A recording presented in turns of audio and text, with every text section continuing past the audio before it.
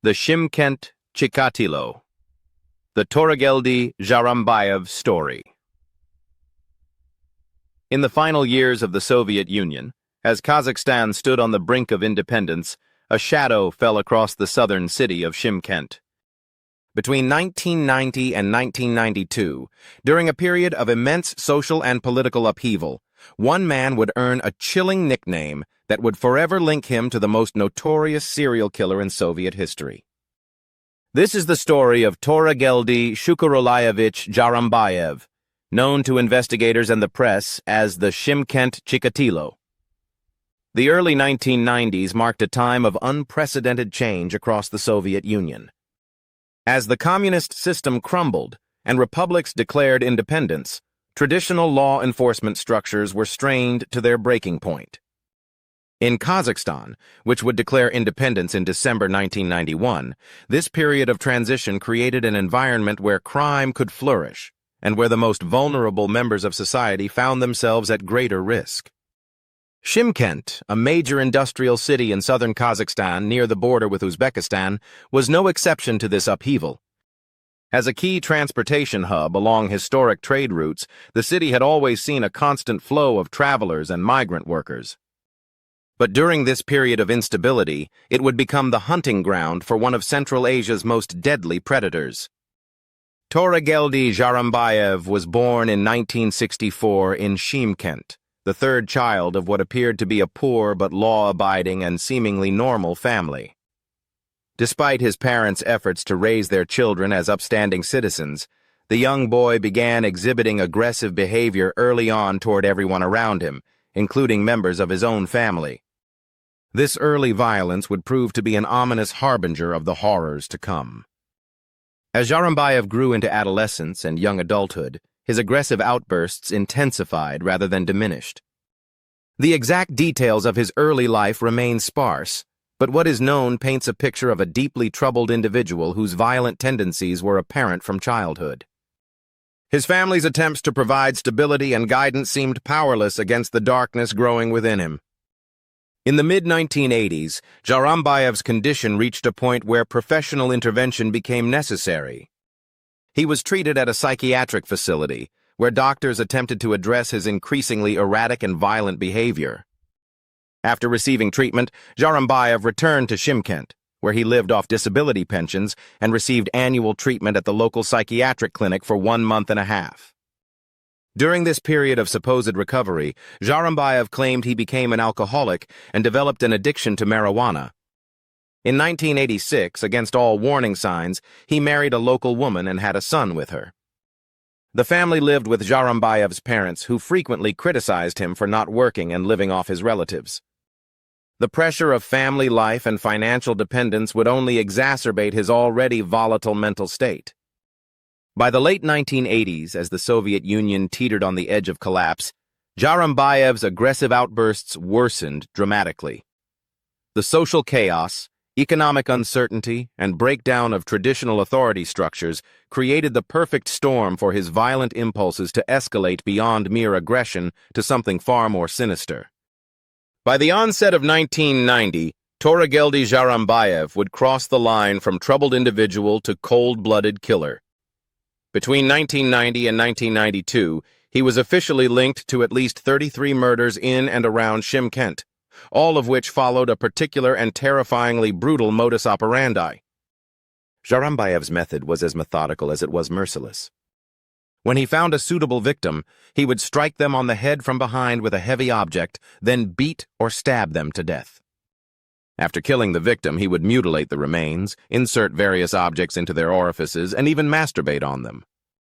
The extreme cruelty of his actions shocked even hardened investigators. What made Zharambaev particularly dangerous and particularly difficult to catch was his complete lack of a definitive victim profile. Unlike most serial killers who target specific types of victims, he killed victims of both sexes, regardless of age, nationality, sexual orientation, or other factors. Children, teenagers, adults, no one was safe from his indiscriminate violence. Zharambaev's first confirmed murder occurred in February 1990. While drinking at a local canteen, he struck up a conversation with Kenneth Zhakambaev, a junior sergeant of the Soviet Army who was waiting to catch a train to his hometown of Kyzyl. What began as casual conversation would end in brutal murder, setting the stage for 2 years of terror. The murder of Sergeant Zhakambaev was just the beginning. Over the next 2 years, as Kazakhstan struggled with the birth pangs of independence, Zharambaev continued his killing spree with increasing frequency and brutality. Each victim represented not just a life lost, but a family destroyed and a community living in fear.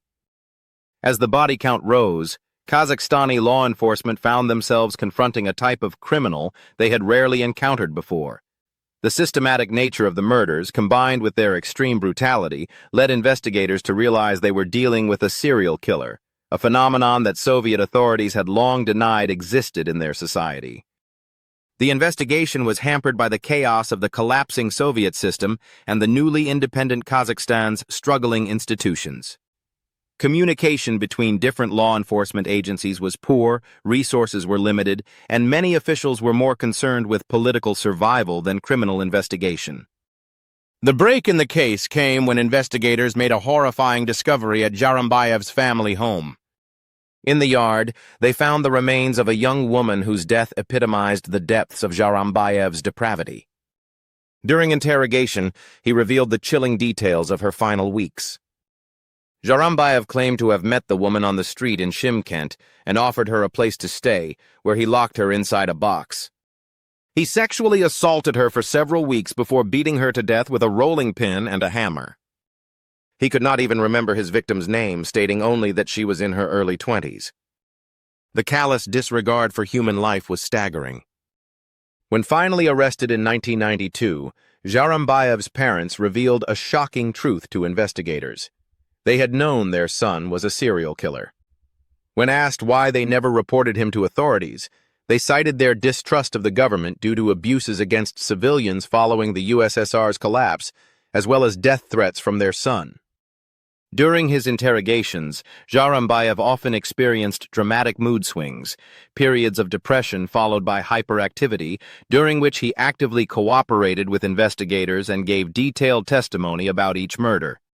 When asked about his motives, he provided no definitive reason, saying only that he despised those who were either richer than him or were happily married. At various points during his interrogation, Zharambaev recanted his confessions and claimed he had carried out the murders on the orders of a mysterious voice. Due to the crisis in Kazakhstan's healthcare system following the USSR's collapse, he was transferred to the prestigious Serbsky Center in Moscow, Russia, for a forensic psychiatric examination. After 2 months of intensive evaluation at the Serbsky Center, the same facility that had examined many of the Soviet Union's most notorious criminals, Zharambaev was declared legally sane and fit to stand trial. He was extradited back to Kazakhstan to face justice for his crimes. Zharambaev's trial began in early 1993 and lasted for a relatively short period, as the evidence against him was exhaustive and overwhelming. Forensic evidence, witness testimony, and his own confessions painted an undeniable picture of guilt. In the end, he was found guilty of 33 confirmed murders and sentenced to death. All of Zharambaev's subsequent appeals were rejected by the courts. The scale and brutality of his crimes had shocked Kazakhstan's newly independent judicial system, and there was little sympathy for a man who had terrorized innocent civilians during one of the most vulnerable periods in the nation's history. Sometime in late 1993, at the age of 28 or 29, Toregeldy Zharambaev was executed by a single gunshot to the back of the head at the CISO-1 detention facility in Shymkent. His reign of terror, which had lasted nearly 3 years, finally came to an end. Notably, his parents were also charged with failing to report their son's crimes, but ultimately received only suspended sentences. Since his execution, the true number of Zharambaev's victims has remained a subject of ongoing debate among investigators and criminologists. The former lead investigator of the case, Zhetkurgan Suyupberganov, stated his belief that Zharambaev likely committed around 50 murders in total, but prosecutors were only able to find sufficient evidence for 33 of them. Toregeldy Zharambaev is considered the most prolific single serial killer in Kazakhstani history.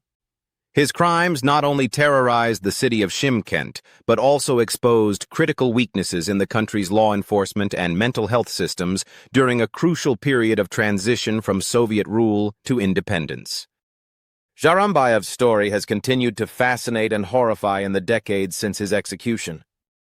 He inspired events in the 8th episode of the Kazakhstani true crime TV series 532 titled Shalkar's Wedding. The case has also been extensively documented by journalist Askar Jaldinov in his book about high-profile crimes in Kazakhstan. The case of the Shymkent Chikatilo serves as a grim reminder of how social upheaval and institutional breakdown can create conditions where predators thrive. During Kazakhstan's transition to independence, when traditional support systems collapsed and new ones had not yet been established, the most vulnerable members of society paid the ultimate price. The story of Toregeldy Zharambaev is more than a chronicle of unthinkable violence.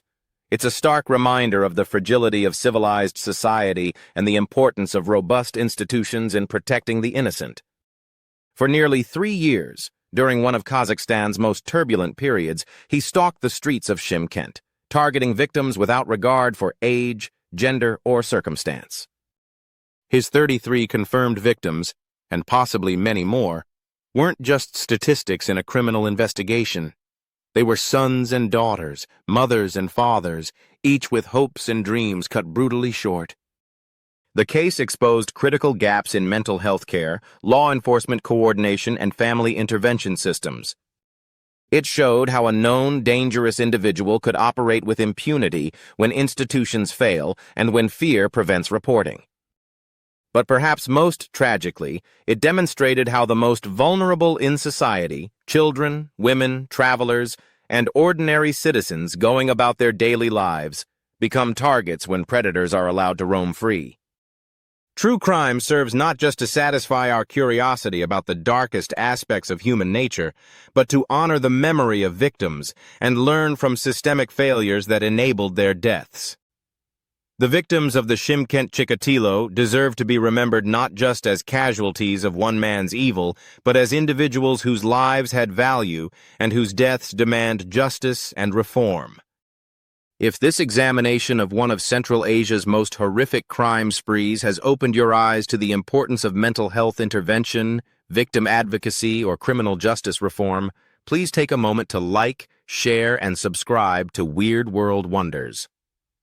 Every click helps us honor the forgotten, expose systemic failures, and ensure that stories like these serve as warnings and calls to action for a safer, more vigilant world. Because when we remember the victims, we take the first step toward preventing future tragedies.